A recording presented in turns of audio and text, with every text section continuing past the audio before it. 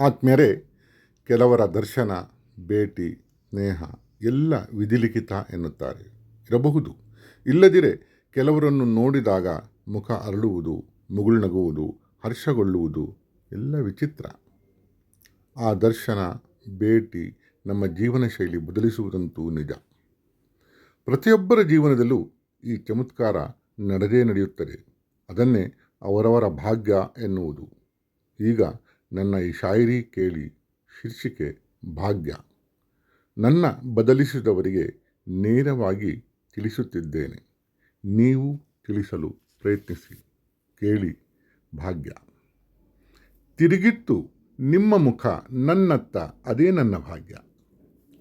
ತಿರುಗಿತ್ತು ನಿಮ್ಮ ಮುಖ ನನ್ನತ್ತ, ಅದೇ ನನ್ನ ಭಾಗ್ಯ. ಇಲ್ಲದಿರೆ ಎಲ್ಲಿತ್ತು ನನ್ನಲ್ಲಿ ನಿಮ್ಮ ದರ್ಶನ ಪಡೆಯುವ ಸೌಭಾಗ್ಯ. ಇಲ್ಲದಿರೆ ಎಲ್ಲಿತ್ತು ನನ್ನಲ್ಲಿ ನಿಮ್ಮ ದರ್ಶನ ಪಡೆಯುವ ಸೌಭಾಗ್ಯ. ಈಗ ಕನಸಲ್ಲಿ ಇಣುಕುತ್ತೀರಿ. ಹೊರಹೊಮ್ಮಿಸಲು ನನ್ನಿಂದ ಶಾಯರಿ. ಈಗ ಕನಸಲ್ಲಿ ಇಣುಕುತ್ತೀರಿ, ಹೊರಹೊಮ್ಮಿಸಲು ನನ್ನಿಂದ ಶಾಯರಿ. ನಿಮ್ಮ ಅರಿವಿಗೂ ಬಾರದ ಇಂತಿ ನಿಮ್ಮ ಪೂಜಾರಿ. ನಿಮ್ಮ ಅರಿವಿಗೂ ಬಾರದ ಇಂತಿ ನಿಮ್ಮ ಪೂಜಾರಿ. ನಿಮ್ಮ ಅರಿವಿಗೂ ಬಾರದ ಇಂತಿ ನಿಮ್ಮ ಪೂಜಾರಿ.